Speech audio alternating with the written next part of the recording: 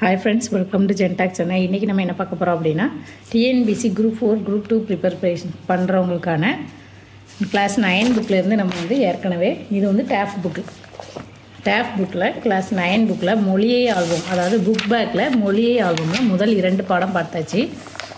இப்போ அடுத்து இயல் 3 பண்பாடு. இயல் 3 இந்த பாடல் கொடுத்துருக்காங்க. ஆரிராரோ ஆரிராரோ ஆரிராரோன்னு பாடல். இது என்ன பாடல் அப்படின்னா நாட்டுப்புற பாட்டு. யாருடையது அப்படின்னா தகவலாளர் வேலம்மாள் அவர்களுடையது. அடுத்து பொன்மொழிகளை மொழிபெயர்க்க அப்படி சொல்லி கொடுத்துருக்காங்க. அதாவது பொன்மொழிகளை மொழிபெயர்க்க எதுக்காக நம்ம மொழிபெயர்ப்போம் இதையும் படிக்கணும் அப்படின்னா இந்த வாட்டி சிலபஸில் பாருங்கள் எளிய மொழிபெயர்ப்பு அதுலேருந்து 5 கேள்வி கேட்டிருக்காங்க. அதனால் எப்படிலாம் கேட்பாங்க நமக்கு தெரியாது. அதனால் புக் பேக்கில் இருக்கிற மொழிபெயர்ப்பை பற்றி நம்ம என்ன செய்யணும் அப்படின்னா கண்டிப்பாக தெரிஞ்சு வச்சுக்கணும். இது கிளாஸ் 9 புக் பின்னாடி இருக்கிற மொழிபெயர்ப்பு. A nation culture resides in the heart and in the soul of its people. யாருடைய வார்த்தை அப்படின்னா மகாத்மா காந்தி அவருடைய பொன்மொழி. என்ன சொல்லியிருக்காங்க அப்படின்னா ஒரு நாட்டின் கலாச்சாரம் என்பது அந்நாட்டு மக்களின் இதயத்திலும் ஆத்மாவிலும் உள்ளதே. The art of people is a true mirror to their minds. யாருடைய பொன்மொழி அப்படின்னு கேட்கலாம். ஜவஹர்லால் நேரு அவர்களுடையது. இதற்கு என்ன மொழிபெயர்ப்பு அப்படின்னா மக்கள் எண்ணங்களின் உண்மையான பிரதிபலிப்பே கலையாகும் அப்படிங்கிறதான். அடுத்து the biggest problem is the lack of love and charity. யாருடைய பொன்மொழி அப்படின்னா மதர் தெரேசா அவர்களுடையது. அன்பும் அறமும் இல்லாததே இன்றைய பெரிய பிரச்சனை அப்படிங்கிறது இதனுடைய மொழிபெயர்ப்பு.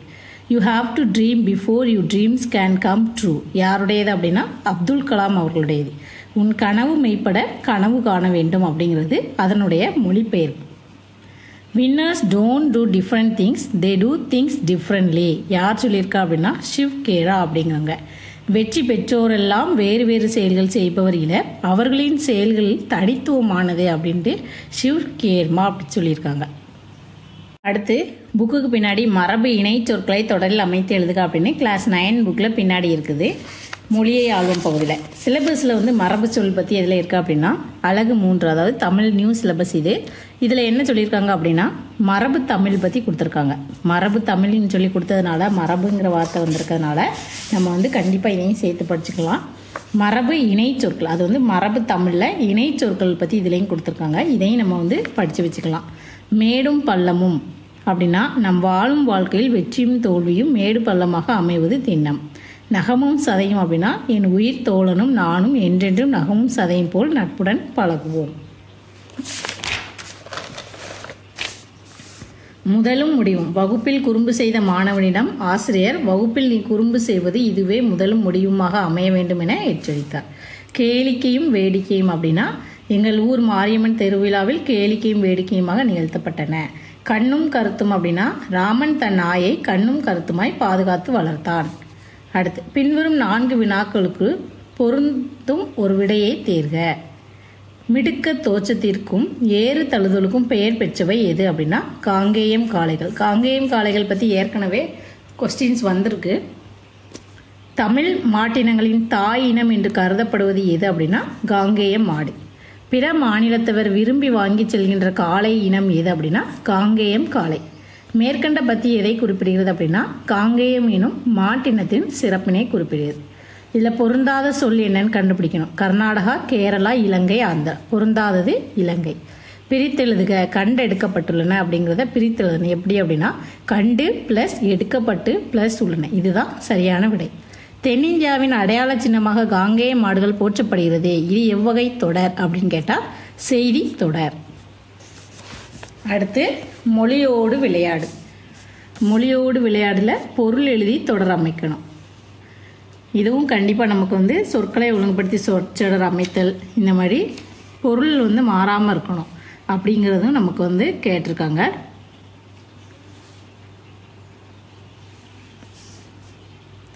அதுக்கு எடுத்துக்காட்டு என்ன கொடுத்துருக்காங்க அப்படின்னா கரை கரை ரெண்டுமே ஒரே பொருள் தரும், ஆனால் எழுத்துக்கள் மாறி இருக்கும். அதுதான் பொருள் எழுதி தொடர் அமைக்க அப்படி சொல்லி கொடுத்துருக்காங்க. 2 வார்த்தைக்குமே ஒரே பொருள் தான், தொடர் மட்டும் வித்தியாசமாக இருக்கும். இப்போ பாருங்கள், கரை கரை, இந்த 2 கரையுமே வித்தியாசம். குளவி குளவி, வாழை வாழை, பறவை பறவை, மறை மறை. உச்சரிப்பு ஒரே மாதிரி தான் இருக்கும், ஆனால் பொருள் மட்டும் என்ன செய்யும் அப்படின்னா மாறும். எடுத்துக்காட்டு இந்த அலை அப்படின்னா கடல் அலை, இந்த அலைனா வரவழைத்தல். இதுதான் கொடுத்துருக்காங்க. கரை அப்படின்னா என்ன அப்படின்னா எல்லை. இந்த கரை அப்படின்னா களங்கம். குளவி அப்படின்னா வண்டு. இன்னொரு பெயர் குளவிக்கு பெயர் குழந்தை. வாழை அப்படிங்கிறது ஒரு வகை மீன். வாழை அப்படிங்கிறது மரம். பறவை அப்படின்னா கடல். பறவைனா பட்சி. மறை அப்படின்னா மான். மறைனா வேதம். இதுக்கு தொடர் அமைக்கணும் அப்படின்னா நீங்கள் வந்து இதுக்கு வந்து ஆன்சர் படிச்சுக்கோங்க. நமக்கு முக்கியமாக இது கேட்பாங்க. 9th புக் பேக் படிக்கிறவங்க, அதாவது 9th படிக்கிற ஸ்டூடெண்ட்ஸ்க்கு இது யூஸ் ஆகும். நமக்கு வந்து இதில் இருந்து இது வரைக்கும் மட்டுமே போதும். இயல் 3 முடிச்சாச்சு. அடுத்து இயல் 4 அறிவியல் தொழில்நுட்பம் பாடம் கொடுத்துருக்காங்க. யாருடையது அப்படின்னா பாவலர் கருமலை தமிழாளன் அவர்களுடையதான் இந்த வரிகளை நீங்கள் படித்து வச்சுக்கணும்.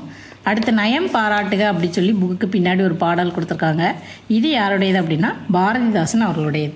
அடுத்து ஒரு சொல்லால் தொடரின் இடங்களை நிரப்புக. விலங்கு, எழுதி, அகல், காலலை. எண்ணெய் ஊற்றி டேஸ் விளக்கு ஏற்றியவுடன் இடத்தை விட்டு டேஸ். அதாவது இதுவும் என்ன செய்யும் அப்படின்னா ஒரே சொல் தான், 2 பொருள் இருக்கு. எண்ணெய் ஊற்றி அகல் விளக்கு ஏற்றியவுடன் இடத்தை விட்டு அகல். கால் பங்கு பிரித்து கொடுக்கவா கீழே ஈரம் பார்த்து உன் காலை வை. கை பொருளை கடல் அலையால் தொலைத்துவிட்டு கரையில் தேடி அலைந்தால் கிடைக்குமா. விலங்கு ஆன நாயுடன் விளையாடுவது மகிழ்ச்சி தரும். வெளியில் அதனை கழுத்து விலங்குடன் மட்டுமே பிடித்து செல்ல வேண்டும். எழுத்தாணி கொண்டு எழுதி தமிழை ஏவுகணையில் எழுதி எல்லா கோளிலும் ஏற்றுங்கள். அடுத்து ஒரு தொடரில் இரு வினைகளை அமைத்து எழுதுக. குவித்து குவித்து, சேர்ந்து சேர்ந்து. இதுக்கு இரு வினை, ஒரே தொடர் தான் 2 வினை அமைக்கணும். இயல் 5 ஓடி விளையாடு பாப்பா சைல்ட் சாங் கொடுத்துருக்காங்க. தமிழையும் இங்கிலீஷையும் கொடுத்துருக்காங்க. ஓடி விளையாடு பாப்பானி ஓய்ந்திருக்கல் ஆகாது பாப்பா. கூடி விளையாடு பாப்பானி குழந்தையை வையாதே பாப்பா. Run about and play my sweet little child and ideal not sweet little child. In game and sport have many mates and revile not any one child. காலை எழுந்தவுடன் படிப்பு, பின்பு கனிவு கொடுக்கும் நல்ல பாட்டு, மாலை முழுதும் விளையாட்டு என்று வழக்கப்படுத்தி கொள்ளு பாப்பா. Rise at dawn to learn your lesson, then sing such years that are soothing. To games devote the whole evening, get habitate thus o child. இதுவும் பாடல் கொடுத்துருக்காங்க. பிழை நீக்கி எழுதுகன்னு சொல்லி கொடுத்துருக்காங்க. இப்போ அடுத்து என்ன கொடுத்துருக்காங்க அப்படின்னா பிழை நீக்கி எழுதுக. பிழை நீக்கி எழுதுக அப்படிங்கிறது நம்மளுடைய சிலபஸில் இருக்குது. எங்கே இருக்குது அப்படின்னா பேச்சு வழக்கு தொடர்பில் பிழை திருத்தம், பேச்சு வழக்கு பிழை திருத்தம் இருக்குது. அடுத்து என்ன கொடுத்துருக்காங்க, அடைப்புக்குள் உள்ள சொல்லை சேர்த்து எழுதணும். ஒரு வேர்டு கொடுத்துருக்காங்க, அதில் வந்து இன்பிட்வீன் வந்து பிழை திருத்தம் இருக்கும். நான் காட்டிற்கு சென்றேன், அதனால் புலியை பார்த்தேன். இந்த மாதிரி இன்பிட்வீனில் நம்ம வந்து பிழை திருத்தம் பண்ண வேண்டியிருக்கும். இந்த மாதிரி பிழை திருத்தமும் என்ன செஞ்சுருக்காங்க அப்படின்னா கொடுத்துருக்காங்க. பிழை திருத்தம் வந்து இதில் இருக்கிறது அப்படியே கேட்பாங்களா அப்படின்னா அப்படி இருக்க வாய்ப்பு இருக்காது. நம்ம வந்து இந்த மாதிரி கேட்பாங்க அப்படிங்கிறதுக்கு நீங்கள் வந்து இதை படித்து எடுத்துக்கலாம். மேக்ஸிமம் புக் பேக் வந்து கண்டிப்பாக கேட்பாங்க. அது போக எக்ஸ்ட்ரா வந்து இதிலேயே நமக்கு வந்து கொஞ்சம் சேஞ்சஸும் கொடுப்பாங்க. இப்போ பாருங்கள், பிழை நீக்கி எழுதுக. இதில் என்ன கொடுத்துருக்காங்க அப்படின்னா மதினா சிறந்த இசை வல்லுனர் வேண்டும், வல்லுனர் வேண்டும் கொடுத்துருக்காங்க. மதினா சிறந்த இசை வல்லுனராக வேண்டும் அப்படிங்கிறது தான் சரியான விடை. இப்போ நல்ல தமிழுக்கு எழுதுவோம் அப்படின்னா நல்ல தமிழில் எழுதுவோம். நல்ல தமிழுக்கு எழுதுவோம் கிடையாது, அது நல்ல தமிழில் எழுதுவோம்.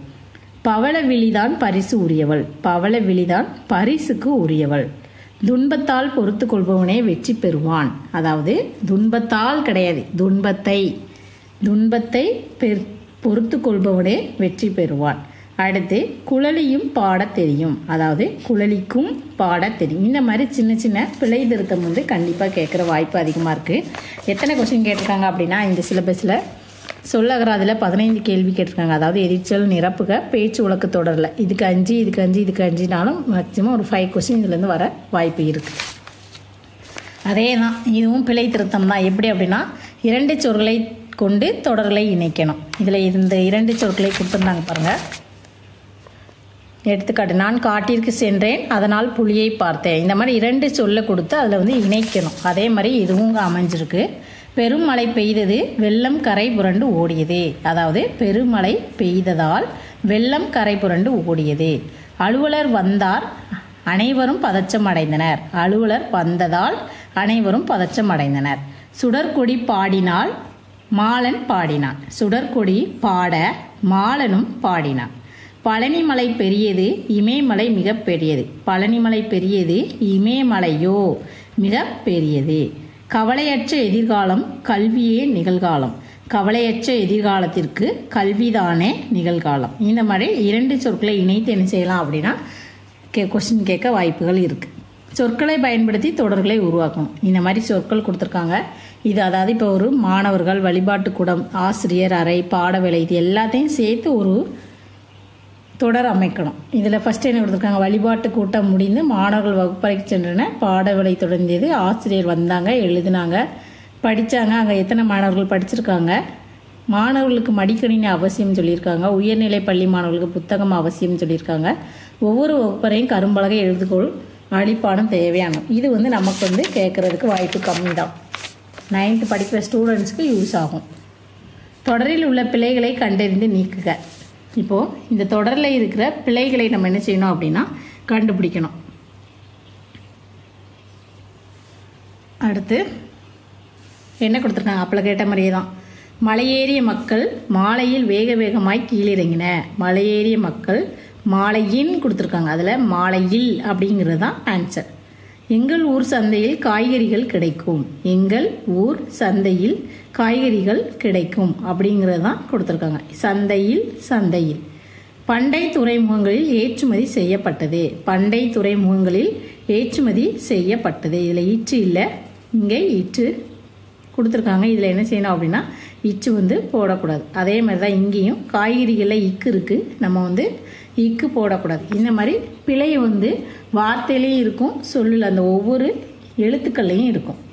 சிட்டுக்கு சிறகுகள் முளைத்தது. சிட்டுக்கு சிறகுகள் முளைத்தன அப்படிங்கிறது தான் இதில் சரியான விடை. அடுத்த ஆகுபெயர்களை சொற்றொடரில் அமைத்து எழுதுக. விளைச்சல் அப்படிங்கிறது வெள்ளத்தினால் நெல் விளைச்சல் பாதித்தது. பால் அப்படின்னா பசும்பால் உடம்புக்கு நல்லது. முலம், ஒரு முலம் மல்லிகைப்பூ வாங்கி வந்தேன். மதுரை, வைகை ஆறு மதுரை மாவட்டத்தில் ஓடுகிறது. வெள்ளை, பாலும் கல்லும் வெள்ளை நிறத்தில் காணப்படும். பள்ளி, அறிவுக்கண் தருவது பள்ளி. சொற்களை ஒழுங்குபடுத்தி சொற்றொடர் பிழைகளை கண்டறிந்து நீக்கணும். மரபு பிழை, இந்த மாதிரி எந்த பிழைகள் இருந்தாலும் நீக்கிறது. சொற்றொடர் அமைக்கிறது. அடுத்து பாருங்க, டிசம்பரை தலையில் சூடிக்கொண்டாள் அப்படின்னா என்ன அர்த்தம் அப்படின்னா இது ஒரு காலவாகு பெயர். டிசம்பர் அப்படிங்கிறது டிசம்பர் மாதத்தில் பூக்கக்கூடிய ஒரு பூ, அதான் டிசம்பர் என்னும் காலப்பெயர். பூவுக்கு ஆகி வந்ததால் காலவாகு பெயர் டிசம்பர் பூ அப்படிங்கிறது. பாலை இறக்கினாள் அப்படின்னா பால் கொதித்த பாத்திரத்தை இறக்கினாள்.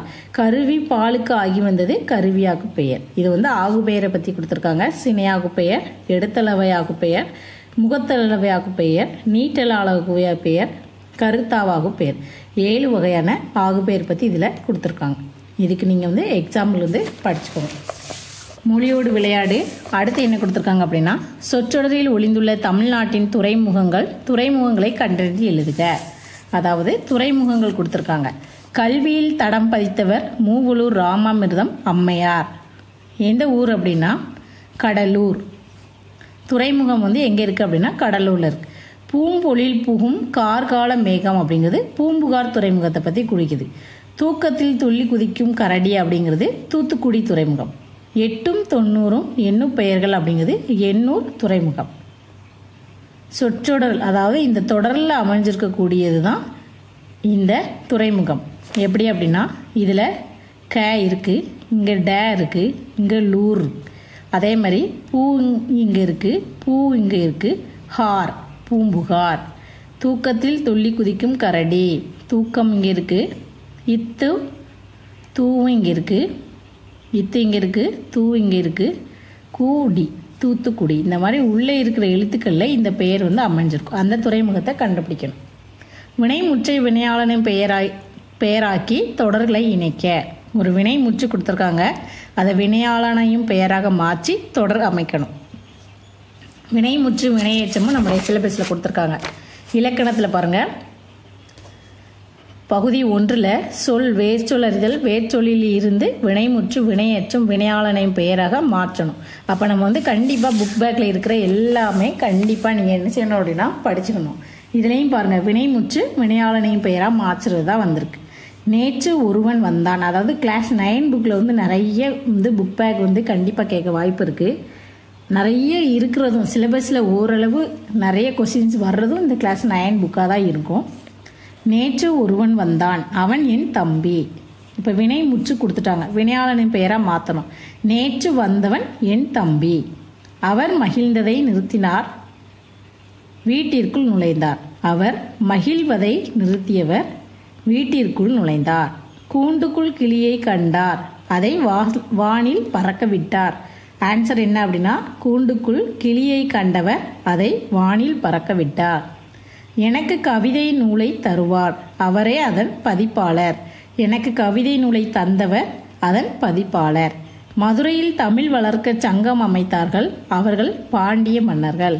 மதுரையில் தமிழ் வளர்க்க சங்கம் அமைத்தவர்கள் பாண்டிய மன்னர்கள். இதுதான் வினைமுற்று வினையாளன பெயராக மாற்றுவதும் கிளாஸ் 9 புக்கில் எந்த இயல் இருக்குது அப்படின்னா 6வது இயலில் இருக்குது.